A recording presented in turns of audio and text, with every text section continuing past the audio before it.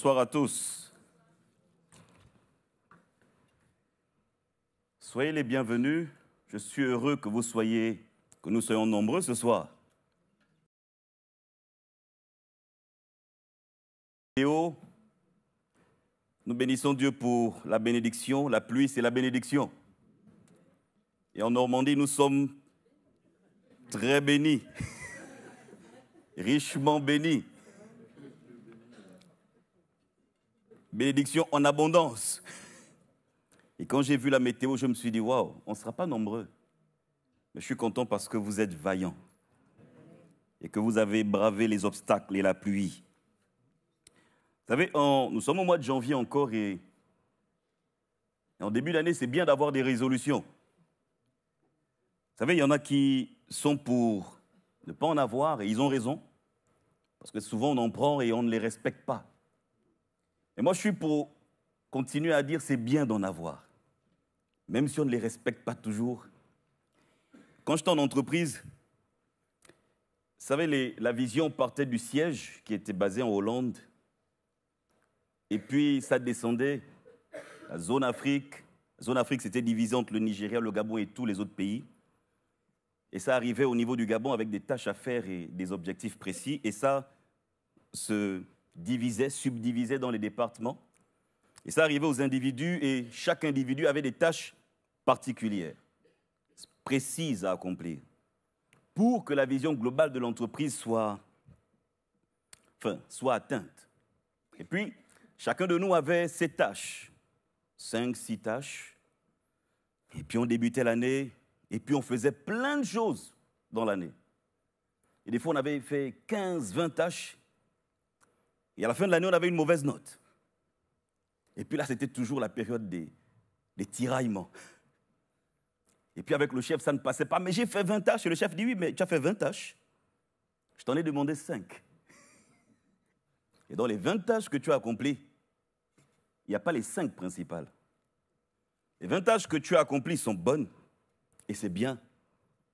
Les 5 tâches qui étaient importantes pour l'entreprise. Pour l'entreprise, pour le département, pour l'entreprise au niveau local, pour l'entreprise au niveau sous-régional et régional, et pour l'entreprise au niveau mondial, tu n'as pas accompli ces tâches. Et j'introduis avec ces mots parce que je pense que dans l'Église, il y a des tâches principales aussi. Il y a des missions principales. C'est bien de tout faire. Mais c'est aussi bien de se recentrer et de se dire quelle est la mission de l'Église. Qu'est-ce que Dieu attend de moi? Qu'est-ce que le Seigneur attend de moi en cette nouvelle année? Qu'attends-tu de moi, Seigneur? Et débutons souvent une nouvelle année avec de nouvelles résolutions, de nouvelles réflexions, de nouveaux questionnements. Et pour ma part, et je vais vous partager ce que le Seigneur a mis dans mon cœur, il y a cette question fondamentale, Seigneur, qu'attends-tu de moi en cette nouvelle année?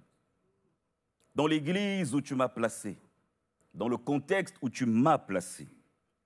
Et j'aimerais vous conduire au travers de l'Évangile selon Luc au chapitre 10. Je vais lire des versets, même si la partie qui m'intéresse est vers la fin. Mais j'ai envie de lire les versets plus haut parce que j'aimerais qu'on resitue et qu'on recadre le contexte. Luc chapitre 10 au verset 1er.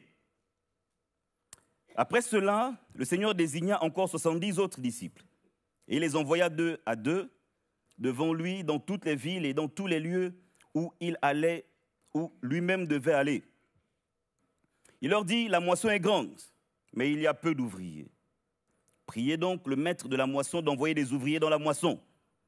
Petite parenthèse, c'est un sujet de prière que nous devons avoir, nous, dans l'Église aujourd'hui. Ce que nous réalisons de plus en plus, que nous avons besoin de personnes qui s'engagent pour la moisson. Nous avons besoin de frères qui s'engagent pour le ministère. Et nous avons besoin que chacun de nous s'engage pour le salut des âmes, en priant dans nos maisons et en priant également à l'église. Verset 3, partez, voici, je vous envoie comme des agneaux au milieu des loups. Ne portez ni bourse, ni sac, ni souliers, et ne saluez personne en chemin. Dans quelque maison où vous entriez, dites d'abord que la paix soit sur cette maison. Ça, c'est important, je l'ai souligné également, que la paix soit au milieu de nous. Et merci Seigneur pour la prédication de dimanche ici. Avec le pasteur Saclier, il a il a parlé un peu de cette paix-là que Pierre avait dans la prison, alors qu'on aurait pu nous lamenter. Pierre était dans cette paix-là. Que la paix soit avec vous. Et s'il s'y trouve là un enfant de paix, votre paix reposera sur lui, sinon elle reviendra à vous. Demeurez dans cette maison-là, mangeant et buvant ce qu'on vous donnera, car l'ouvrier mérite son salaire. N'allez pas de maison en maison. Dans quelques villes où vous entriez, et où l'on vous recevra, mangez ce qui vous sera présenté. Guérissez les malades qui s'y trouvent et dites-leur, le royaume de Dieu s'est approché de vous. C'est également important de souligner cela. Guérissez les malades, priez pour les malades. On prie pour les nôtres qui sont malades, on prie également pour d'autres malades. Et dites-leur, le royaume de Dieu s'est approché de vous. Un royaume de paix, un royaume de restauration et de grâce. Mais dans quelques villes où vous entriez et où l'on ne vous recevra pas, allez dans ces rues et dites, nous secouons contre vous la poussière même de votre ville qui s'est attachée à nos pieds. Sachez cependant que le royaume de Dieu s'est approché. À ceux qui croient, à ceux qui ne croient pas, à ceux qui reçoivent et à ceux qui ne reçoivent pas, une seule parole, le royaume de Dieu s'est approché. Je vous dis qu'en ce jour, Sodome sera traité moins rigoureusement que cette ville. Et je vais sauter et arriver au verset 17, Les 70 revinrent avec joie, disant, Seigneur, les démons même nous sont soumis en ton nom. Waouh! Au nom de Jésus. Tout démon, toute autorité, toute principauté, ça baisse dans le nom de Jésus. Il n'y a pas une montagne qui résiste au nom de Jésus. Il n'y a pas une addiction qui résiste au nom de Jésus. Au nom de Jésus, à toute autorité et toute puissance. Verset 18, Jésus leur dit, je voyais Satan tomber du ciel comme un éclair. Voici, je vous ai donné le pouvoir de marcher sur les serpents et sur les scorpions et sur toute la puissance de l'ennemi et rien ne pourra vous nuire. Et bien de retenir également ces versets. Je ne suis pas un jusqu'au-boutiste, enfin un petit peu, mais... Et il y en a qui utilisent ce verset pour dire les choses, mais je pense qu'il ne faut pas basculer dans l'autre extrême, où on ne considère pas la puissance qui réside dans le nom de Jésus. Voici, je vous ai donné le pouvoir à ceux qui croient en lui de marcher sur les serpents et les scorpions et sur toute la puissance de l'ennemi, et rien ne pourra vous nuire. Cependant, j'aime Jésus. Il dit, vous avez ce pouvoir-là, vous avez cette autorité que je vous confère en mon nom. Cependant, ne vous réjouissez pas de ce que les esprits vous sont soumis, mais réjouissez-vous de ce que vos noms sont écrits dans les cieux. Réjouissez-vous de ce que vous persévérez dans la foi. Parce qu'on peut accomplir des miracles et se retrouver chez l'autre, là-bas. Vous savez de qui je parle? Je ne vais pas citer son nom, je ne lui donne pas la gloire. On peut se retrouver loin de Dieu. Mais on se réjouit de ce que nos cœurs sont attachés à Dieu. Se réjouit de ce que nous sommes des enfants de Dieu. Se réjouit de ce que le Seigneur est avec nous. Et puis au verset 21, en ce moment même, Jésus tressaillit de joie par le Saint-Esprit. J'aime cette partie. Et il dit, je te loue, Père,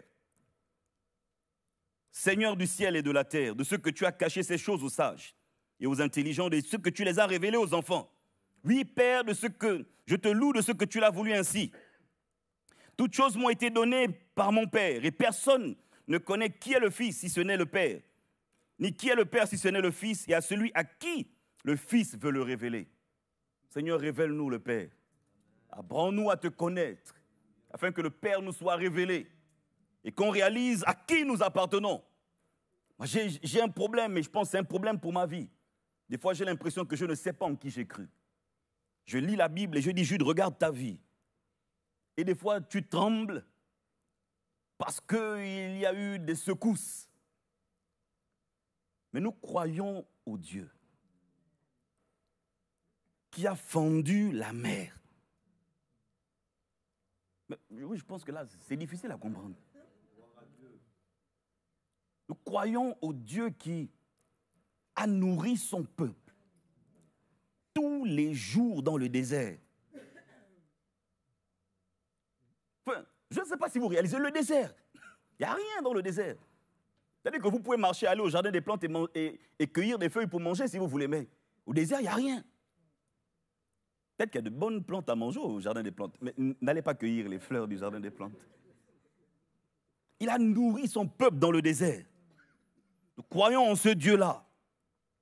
Et nous voulons qu'il se révèle chaque jour un peu plus dans nos vies. Qu'on apprenne à le connaître, à marcher avec lui. Et moi, j'aime quand le pasteur Saclay demande de le louer, de l'adorer. Parce qu'en réalité, des fois, c'est bien de prier, mais à un moment, il faut s'arrêter de prier, de demander. Il dit, Seigneur, on te loue, on t'adore, parce que tu es tout-puissant, mais croire également qu'il est tout-puissant. Au verset 23, et se tournant vers ses disciples, il leur dit en particulier, heureux les yeux qui voient ce que vous voyez.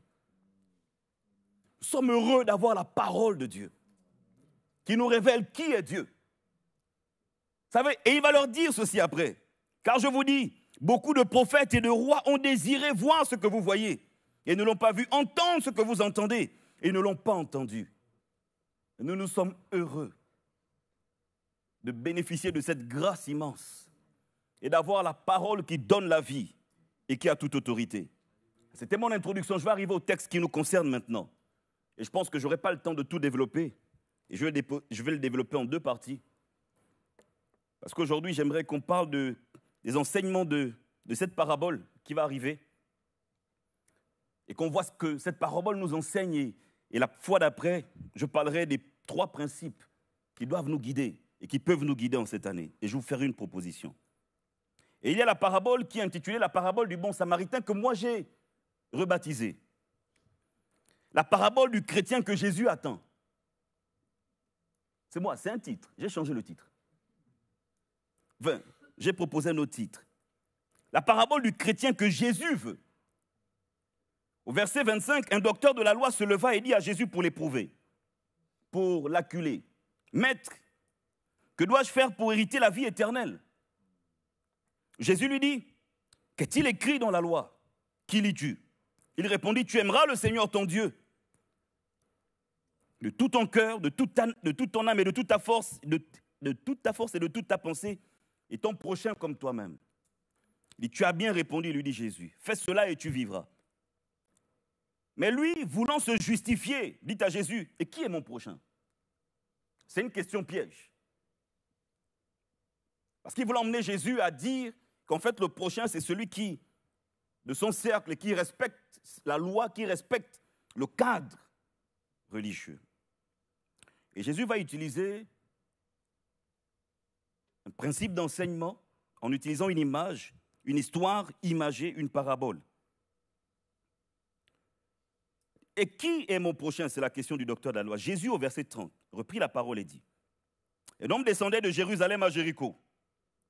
Il tomba au milieu des brigands qui le dépouillèrent, le chargèrent de coups et s'en allèrent, le laissant à demi-mort.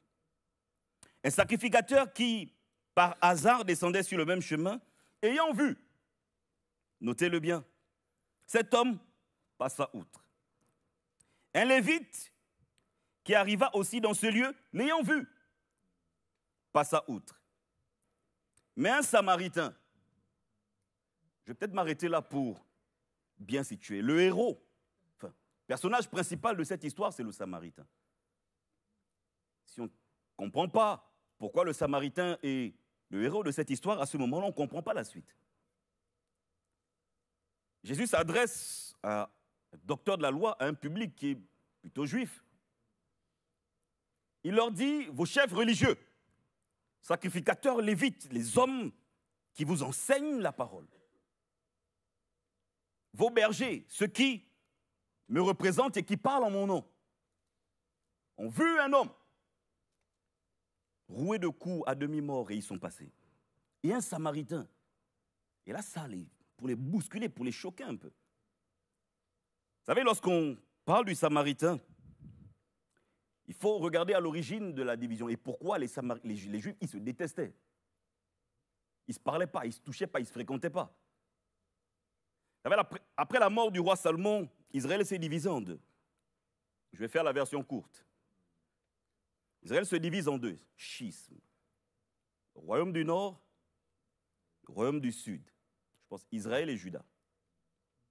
Corrigez-moi, les lecteurs de la Bible, si je me trompe. Je fais la version courte. Et puis, dans le royaume du sud, donc en Juda, il y avait Jérusalem. Et le royaume du nord, la capitale, c'était Samarie, mais avant, c'était une autre. Ce n'est pas Sichem, c'est une autre. Je ne sais plus. En tout cas, ça devient Samarie, la capitale. Il va y avoir une guerre entre frères. Fratricide. Fratricide, merci. Merci Sébastien. Le nord va s'allier aux Assyriens, le sud va s'allier aux Syriens. La Syrie va dominer, donc Israël va, je pense que c'est ça, Israël va être battu, mais après ça va s'étendre également sur, non, Juda va être battu et ça va s'étendre sur Israël. Israël sera en déportation et ce que les Assyriens vont faire, c'est qu'ils vont envoyer dans le royaume du nord, donc en Samarie, les leurs. Ils vont envoyer des colonisateurs en Samarie. Ils vont retrouver le peuple, il va y avoir un métissage. Donc les étrangers assyriens vont arriver en Samarie. Ils vont développer un culte en Samarie. Ils vont emmener des choses différentes de ce qu'Israël connaissait, de tout le royaume connaissait. Et avec le temps, il va y avoir une division parce que leur culte ne ressemblait pas au culte d'Israël, de Juda. Bon. Et ils vont se détester. Lorsqu'ils vont revenir de la déportation, les Samaritains vont proposer leur aide pour la reconstruction du temple. Israël va refuser. Et là, ça va créer des divisions encore plus fortes. Chacun va avoir son temple, chacun va avoir... Non, oui, les Samaritains vont s'allier aux ennemis d'Israël pour essayer d'empêcher la construction du temple. Donc, ils vont se déchirer. Pas de mariage ensemble, on ne discute pas ensemble. Voilà pourquoi quand Jésus parle à la femme samaritaine en Jean chapitre 4, c'est un problème. Même dans les actes des apôtres, c'est-à-dire que les gars évangélisent partout. Ils évangélisent la Judée, là où il y a Jérusalem, ils sautent la Samarie, ils évangélisent, oui c'est ça, la Judée, ils sautent la province de la Samarie, ils passaient par le bord pour arriver en Galilée. Donc on évangélisait la Judée, on évangélisait la Galilée, et puis la Samarie au milieu, il fallait la contourner. Et c'est en Actes chapitre 8 que Philippe va, avec la persécution, va évangéliser la Samarie. Et là, les choses vont se passer. Et donc Jésus utilise l'image du gars le plus détesté, d'une figure détestée pour un juif. Il va dire un Samaritain au verset, je ne sais plus où je suis. C'est où, pardon? Verset 33. Oui, merci. Mais un Samaritain qui voyageait étant venu là, fut ému de compassion lorsqu'il le vit. Il s'approcha, banda ses plaies, y versant de l'huile et du vin, je vais revenir sur ces symboles tout à l'heure, puis il le mit sur sa propre monture. Mais le gars sur sa monture, lui, il marche, le conduisit à une hôtellerie et prit soin de lui. Le lendemain, il tira 2 deniers et les donna à l'hôte et dit, aie soin de lui. Et ce que tu dépenseras de ce que tu dépenseras de plus, je te le rendrai à mon retour. Lequel de ces 3 te semble avoir été le prochain de celui qui est tombé au milieu des brigands? C'est une question que Jésus pose. Celui qui a exercé la miséricorde envers lui, répondit le docteur de la loi, et Jésus lui dit, va, et toi, fais de même. Amen. Il y a des tensions religieuses et culturelles entre les Samaritains et les Juifs. Une animosité même du temps de Jésus. Et pourquoi cette parabole? Ça vient d'une question pour piéger le Seigneur Jésus. Et Jésus sort de cette question en enseignant à ce docteur de la loi. Il lui montre que l'amour, le prochain, n'est pas seulement celui avec qui je vis, je marche et qui est comme moi. Mais que cet amour transcende les limites de la culture, de l'espace, etc. Il choisit un Samaritain qui devient le héros pour les piquer aussi, pour attirer leur attention. Parce que Jésus voulait qu'ils comprennent ce que lui, il veut, ce qu'il attend d'eux. Et j'aimerais que nous, on regarde quels sont les enseignements et qu'est-ce que Jésus attend de nous. Quels sont les principaux enseignements? Ça, c'est selon moi. La parabole du bon samaritain est riche en enseignements qui touchent à divers aspects de la vie spirituelle et morale.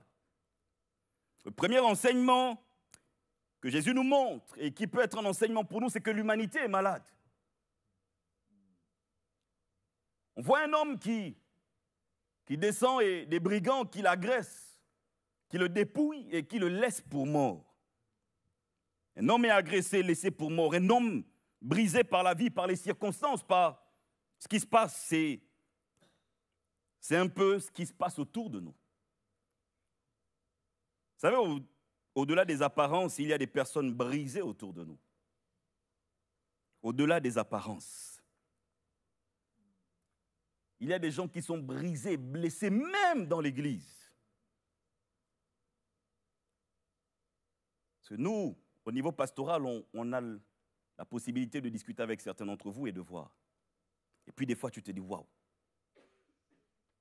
comment des gens ont pu traverser des situations aussi difficiles et comment des gens vivent des épreuves difficiles. Des fois, on voit des gens debout, mais on ne sait pas ce qu'ils vivent. On ne connaît pas leur combat. J'ai exhorté l'église de Rive-Droite dimanche en disant, voilà pourquoi on doit prier les uns pour les autres. On doit se soutenir les uns les autres. On doit prier pour chacun.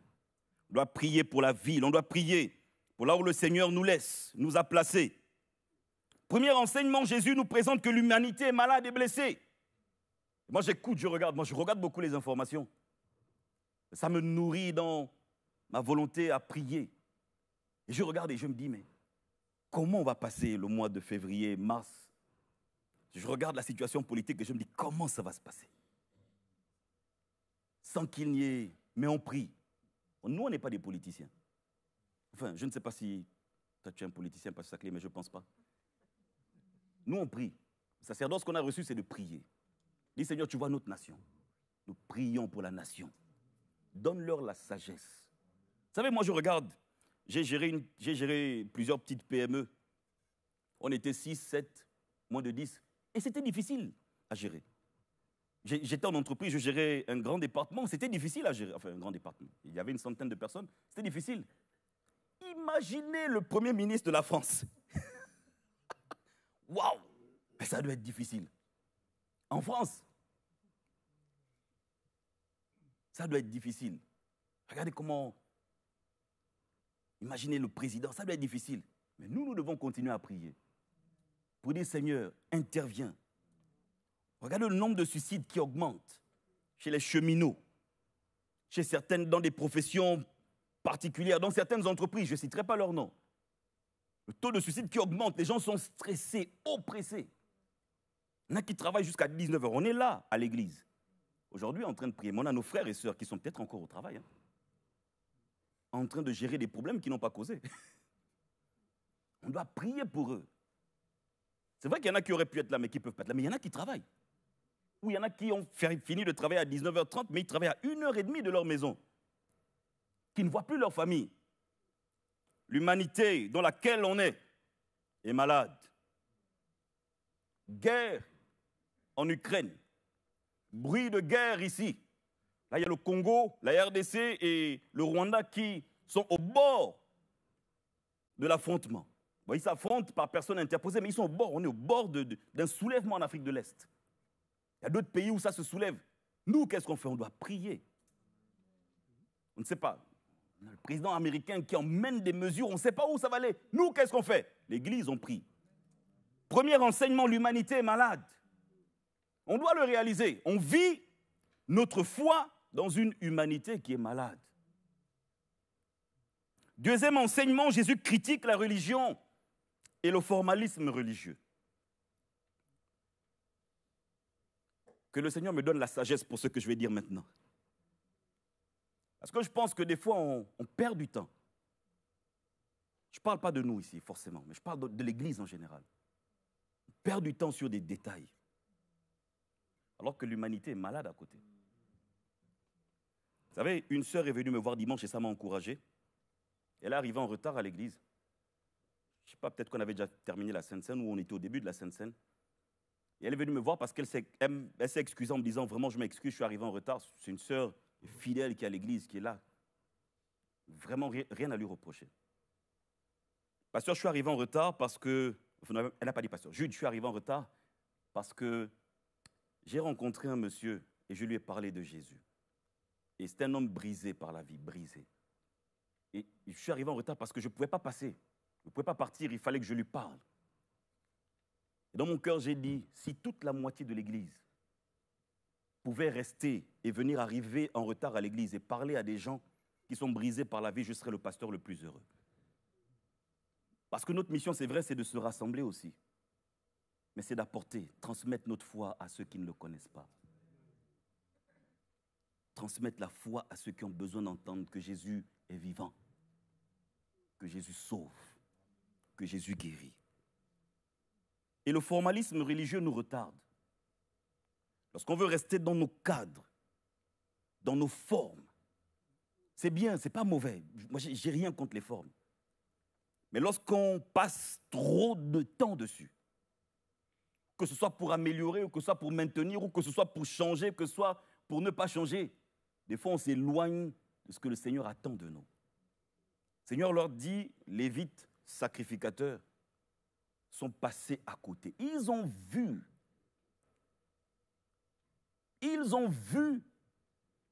le blessé. Ils sont passés. Jésus nous donne une alerte pour dire que la religion, c'est bien. Les formes, c'est bien. Mais quelle est la mission que Dieu nous donne? Quelle est la mission que Dieu donne à l'Église? Quelle est la mission? Moi, j'aime qu'on est ensemble. Mais je me dis, on est tellement peu nombreux. Pas parce que les frères ne viennent pas, non, j'ai dit, mais parce qu'il y a beaucoup de gens dehors qui ont besoin d'entendre parler de Christ. On est tellement peu nombreux. Église, on doit se réveiller. Et à un moment, casser nos routines, des fois religieuses. Ou des fois dire, Seigneur, que nos routines ne nous enferment pas dans des systèmes qui nous empêchent de faire ta mission. Parce que l'Église a une mission. Dieu donne une mission à l'Église. Nous sommes le sel de la terre, la lumière du monde. La lumière est appelée à briller dans les ténèbres. C'est bien qu'on brille entre nous. Mais en fait, on ne peut pas briller là où il y a de la lumière déjà. C'est là où il y a des ténèbres. Il faut qu'on sorte. Moi, je dis, il y a des choses à garder. Mais des fois, pas comme. Il y a des choses où il faut qu'on sorte de notre formalisme religieux. Je parle de formalisme. C'est un mot qui est fort. Et puis, c'est dire, Seigneur, aide-nous par le Saint-Esprit à aller là où toi, tu veux qu'on aille et à faire ce que toi, tu veux qu'on fasse. Il ne faut pas que nos préoccupations soient les règles, les rituels, la liturgie, les formes. Pas qu'on reste enfermé dans ça. Mais on doit se dire, Seigneur, comment faire pour que le message de l'Évangile aille encore plus loin. Je vais prendre un exemple. Vous savez, que ce soit les apôtres ou nos pères, comment il s'appelle le pasteur qui était hébreu, l'évangéliste? Pardon? Moïse Arou. Quand vous arrivez à l'église d'Évreux, dans le bâtiment qui est devenu le bâtiment annexe, à l'étage, il y a un studio. Il y a, je pense, chaîne de radio avec du matériel pour la diffusion de l'évangile. Je prends un exemple simple.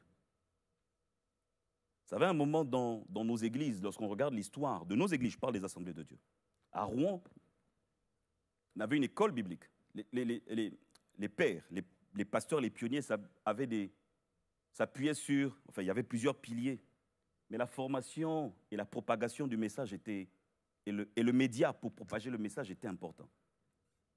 Je sais qu'il y avait la radio ici. Francis a travaillé à la radio. C'était le média. Il y avait l'école biblique à Rouen, j'ai oublié le nom, mais il y avait une école biblique à Rouen. J'ai des photos.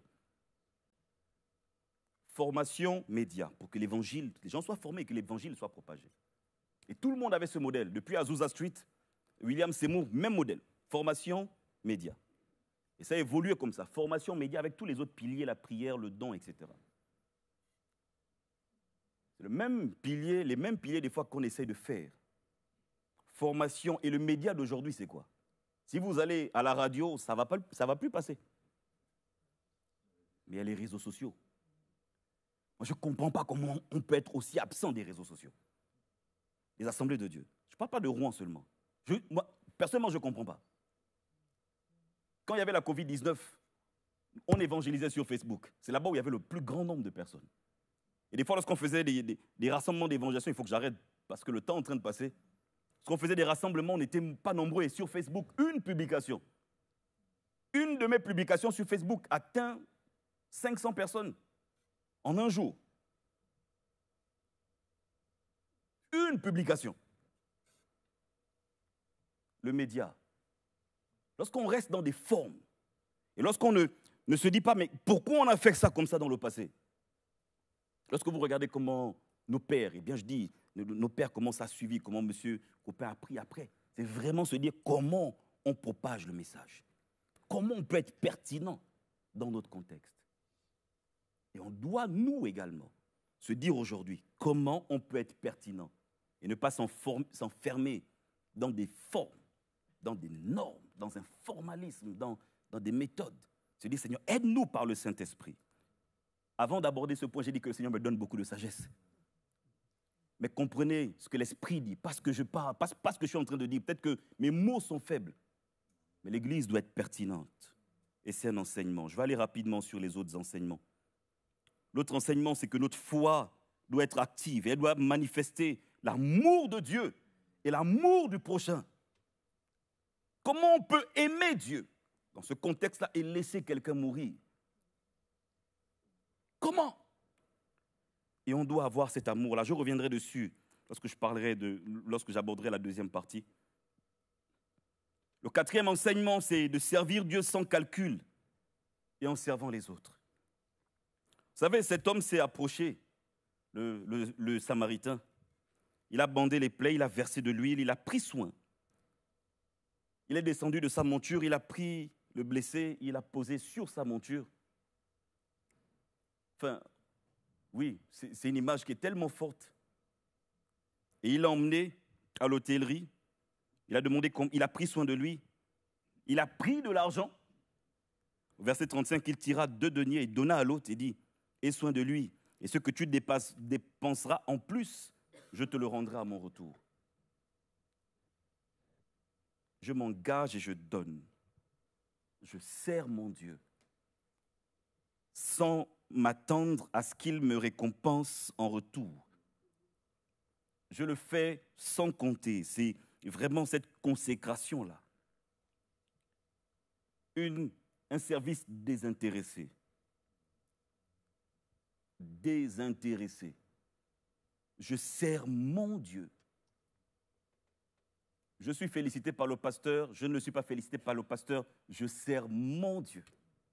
Dans la bienveillance, dans l'amour, dans la simplicité, dans la profondeur. Il le fait sans attendre quoi que ce soit du blessé. Sans lui dire, tu me rembourseras ou tu me donneras. Il le fait.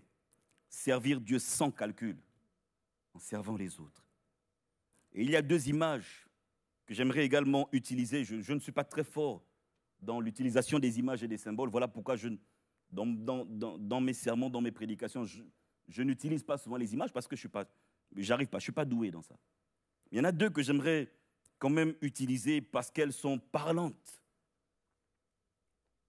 C'est parler de l'auberge, qui est une représentation de l'Église, un lieu de guérison et de restauration. Il va conduire ce Samaritain à l'auberge. Il va emmener l'homme blessé là-bas. Et cette image peut être interprétée comme une représentation de l'Église. Un lieu où on est restauré, où on est enseigné, où on est encouragé. En fait, quand on vient à une réunion, c'est pour repartir encouragé par Dieu, édifié par le Seigneur, édifié par un frère, par une parole, par un don spirituel. Un lieu où, oui, cette auberge, c'est ce lieu-là où on est dans une forme de sécurité. Est-ce que les brigands auraient pu aller à l'auberge? Je ne sais pas. Mais il est dans ce lieu, il se repose, il se régénère, il se ressource. C'est ça l'Église. C'est l'Église qu'on veut. Une Église où on se sent bien, où on est différent, mais on s'aime, on s'embrasse, on prie les uns pour les autres, on est bien ensemble. Moi j'aime bien quand j'arrive au Gabon, vous savez, on me dit, tu commences à devenir un pasteur français. parce que j'utilise un mot régulièrement maintenant, la bienveillance. Mais oui, c'est bien d'être bienveillant. On ne sait pas ce que les gens vivent. Un sourire. Moi, j'aime quand vous ne souriez pas, c'est bizarre. Donc, pardon, souriez, ça me fait du bien. Et on se sourit les uns aux autres parce qu'on ne sait pas ce qu'on vit. Je ne sais pas comment. Et on est bienveillants les uns envers les autres. Parce que l'Église, c'est ce lieu-là où on se sent bien. C'est la maison de notre Père. C'est la maison de notre Dieu. Et si vous écoutez les prédications de notre pasteur responsable ici, moi, j'aime bien, c'est pour qu'on soit bien à l'Église, qu'on se sente chez nous et qu'on regarde, qu'on respecte, qu'on prenne soin de l'Église. Le 6e et dernier enseignement que j'ai trouvé, c'est pareil, c'est une symbolique, parce qu'il va utiliser le vin et l'huile, qui sont symboliques de l'œuvre du salut. Parce que le vin qui symbolise ce sang qui a coulé à la croix, et l'action du Saint-Esprit par l'huile, qui est un symbole récurrent de l'action du Saint-Esprit dans la Bible, comme des éléments fondamentaux pour la guérison et la restauration. Nous voulons croire de tout notre cœur qu'à la croix, Christ a porté nos fautes et nos péchés. Sortons de la culpabilité. Sortons de ce trou. Croyons en l'œuvre de Christ. Et laissons l'Esprit de Dieu nous transformer. Laissons l'Esprit de Dieu faire son œuvre en nous. Non, donnons de la place à l'Esprit de Dieu. Prions. Laissons l'Esprit de Dieu venir nous toucher. Vous savez, moi, je suis dans une faculté de théologie où il y a tout. Il y a les baptistes, il y a plusieurs dénominations. On croit en l'autorité de la Bible. On est des évangéliques, on est carré dessus. Et puis, des fois, on a un problème sur le parler en langue et le baptême dans le Saint-Esprit. Puis, il y a des théories, il y a des théologiens armés, outillés qui parlent. Et j'écoute. Ils ont raison dans certains sens et j'aime les écouter. Et puis, je pose souvent une question. Je leur dis, mais vous avez fini de développer tout ça en disant que c'est peut-être une hérésie, le parler en langue n'est pas le signe initial, etc.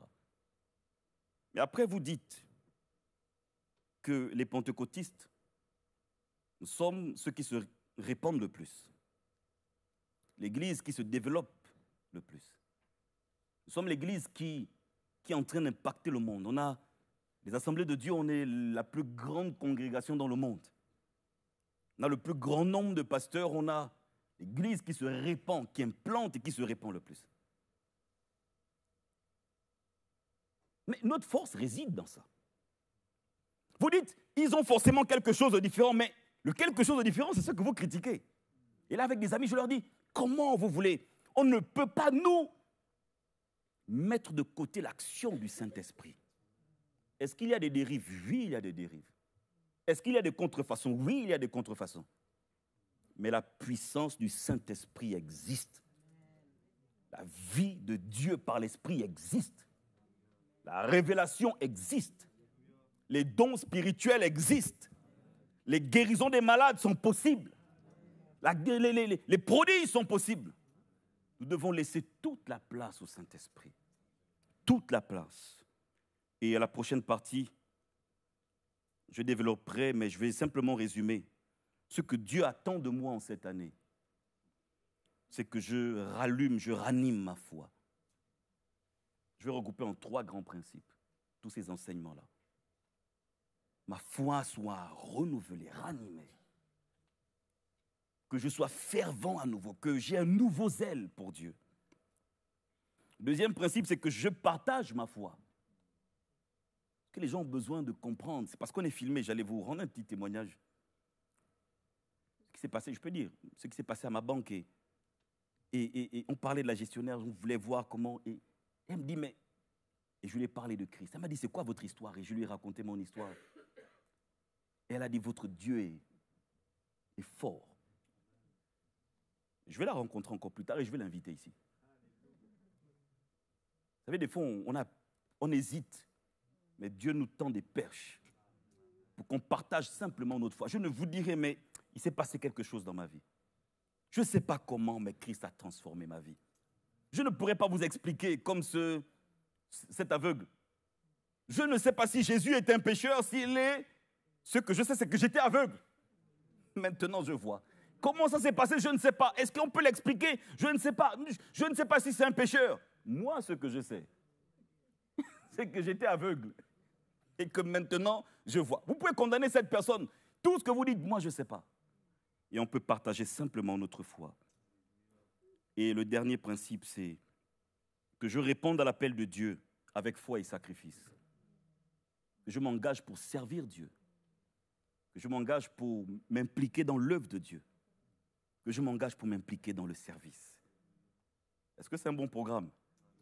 Gloire à Dieu. J'ai pris un peu de temps. Je voulais que ces enseignements restent et la prochaine fois, je développerai ces principes-là.